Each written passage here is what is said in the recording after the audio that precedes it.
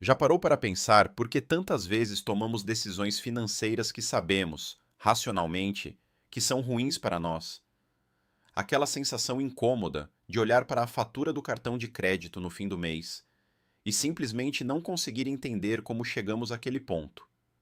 Ou, em casos mais extremos, aquele impulso quase incontrolável de abrir um aplicativo de apostas ou fazer operações financeiras de alto risco, mesmo depois de ter acumulado prejuízos significativos. A maioria das pessoas que passa por isso carrega um peso enorme de culpa e vergonha. Elas se olham no espelho e se enxergam como fracas, irresponsáveis ou sem força de vontade.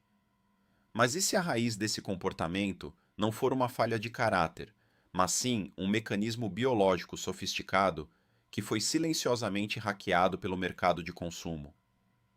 Essa perspectiva muda completamente o jogo.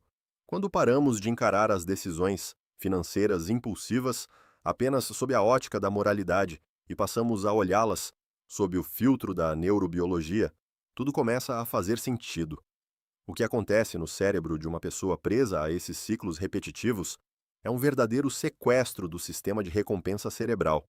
Fomos moldados evolutivamente para sobreviver em ambientes de extrema escassez, onde encontrar uma fonte de energia ou um recurso valioso exigia ação imediata.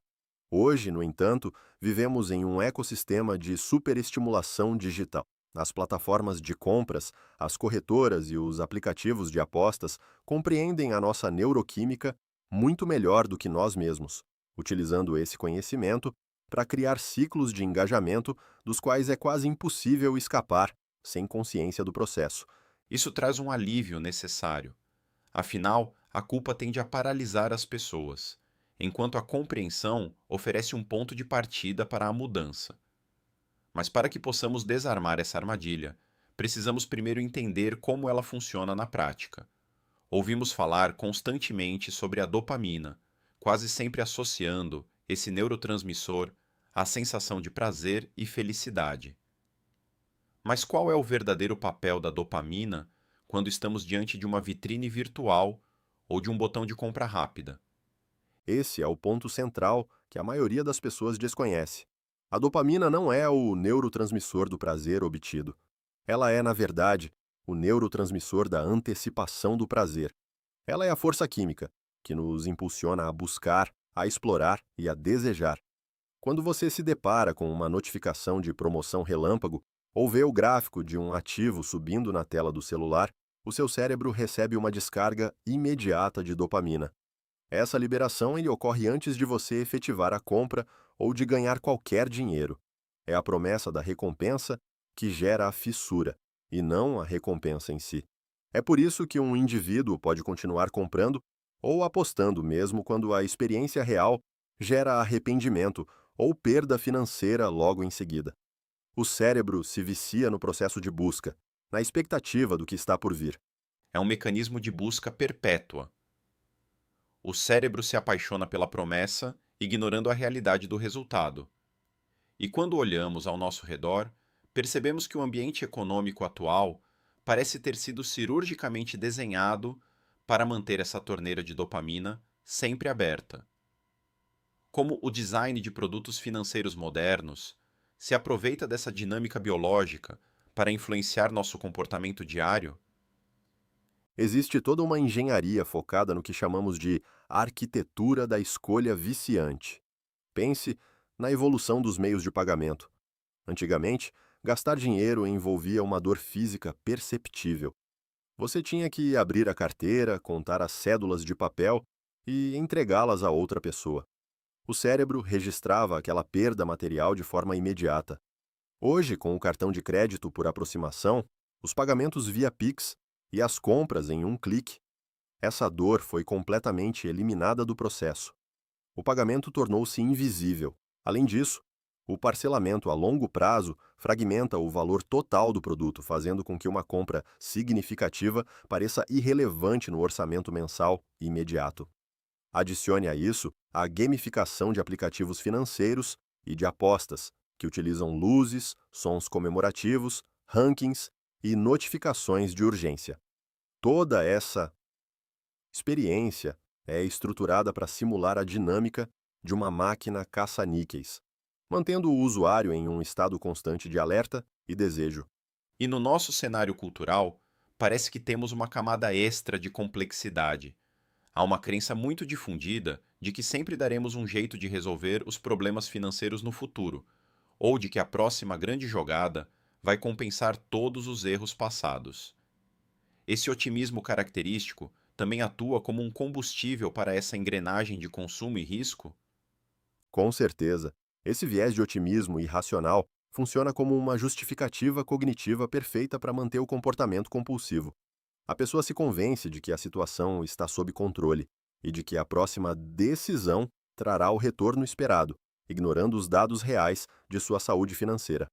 É a racionalização do impulso. O cérebro cria narrativas lógicas para justificar decisões que foram tomadas de forma totalmente emocional e instintiva microsegundos antes. Diante de um sistema tão bem estruturado para nos manter consumindo e arriscando, como podemos traçar a linha divisória entre um comportamento de consumo comum e um vício financeiro que exige atenção imediata? Quais seriam os principais sinais de alerta? A diferença fundamental reside na perda de autonomia e no impacto negativo recorrente na vida do indivíduo. O ciclo do vício financeiro geralmente se estabelece em três fases muito claras. A primeira é o gatilho, que quase sempre é um estado emocional desconfortável, como o tédio, a solidão ou a ansiedade decorrente de um dia estressante de trabalho. A segunda é uma rotina automática, que se traduz no comportamento de gastar ou apostar sem refletir. A terceira é a recompensa imediata, que traz um alívio temporário para aquela angústia inicial. O sinal de alerta acende quando a pessoa percebe que precisa de estímulos cada vez maiores para obter a mesma sensação de alívio, um fenômeno que chamamos de tolerância. Há também três comportamentos práticos que indicam perigo: a necessidade de mentir ou esconder transações financeiras de familiares, a atitude de continuar gastando ou operando no mercado, na tentativa desesperada de recuperar o dinheiro perdido. E, finalmente, quando o comportamento começa a comprometer áreas essenciais da vida, como a qualidade do sono, a produtividade profissional e a estabilidade dos relacionamentos pessoais. Identificar esses padrões em nós mesmos pode ser um processo desconfortável, mas é essencial para iniciar qualquer mudança. Para quem percebe que está preso nessa dinâmica e deseja retomar as rédeas da própria biologia e das finanças, quais são as estratégias práticas de intervenção imediata? A primeira ferramenta essencial é o mapeamento sistemático dos gatilhos através de um diário de impulsos. Durante um período de 7 dias, toda vez que surgir o desejo urgente de realizar uma compra supérflua ou de fazer uma operação financeira de risco, a pessoa deve pausar por alguns instantes e registrar por escrito o que estava sentindo naquele exato momento, o que havia acontecido imediatamente antes e que horas eram. Esse exercício simples traz a mente consciente de volta ao controle, quebrando o automatismo do comportamento.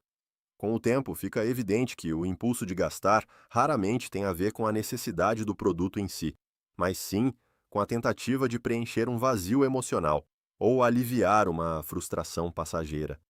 E como podemos reeducar o cérebro a lidar com a ausência desses estímulos de alta intensidade a que ele se acostumou? Uma abordagem muito eficaz é a prática de um jejum de dopamina direcionado. Trata-se de escolher um dia específico da semana para se desconectar completamente de qualquer plataforma de compras, aplicativos de apostas ou monitoramento de mercado. O objetivo é reduzir a exposição aos gatilhos visuais e sonoros que mantêm o sistema de recompensa em estado de hiperexcitação. Durante esse intervalo, é fundamental substituir o estímulo artificial por atividades que gerem bem-estar de forma natural e gradual, como a prática de exercícios físicos, o contato com a natureza ou momentos de socialização real. Isso ajuda-se a recalibrar os receptores cerebrais, permitindo que a pessoa ela volte a sentir satisfação em atividades simples e recupere a clareza mental para tomar decisões financeiras mais conscientes. É um processo de retomada da nossa própria soberania mental. Afinal, a verdadeira liberdade financeira não se resume ao saldo da conta bancária, mas sim à nossa capacidade de decidir para onde direcionamos nossos recursos sem estarmos sob o controle de impulsos químicos invisíveis. Mas essa discussão abre caminho para uma reflexão ainda mais ampla sobre o nosso comportamento de consumo no dia a dia. Sem dúvida. Se os mecanismos neurológicos são os mesmos, por que o ato de adquirir bens físicos exerce uma atração tão poderosa e generalizada sobre nós, mesmo quando não precisamos deles? Por que tantas pessoas que jamais se envolveriam com jogos de azar caem repetidamente na armadilha do acúmulo de objetos supérfluos? Essa é exatamente a questão que vamos explorar em profundidade no nosso próximo encontro. Vamos analisar a psicologia por trás do consumo emocional, entender como as estratégias modernas de marketing são desenhadas para desarmar nossa racionalidade e discutir caminhos práticos para blindar a nossa mente contra os apelos constantes do consumo desenfreado.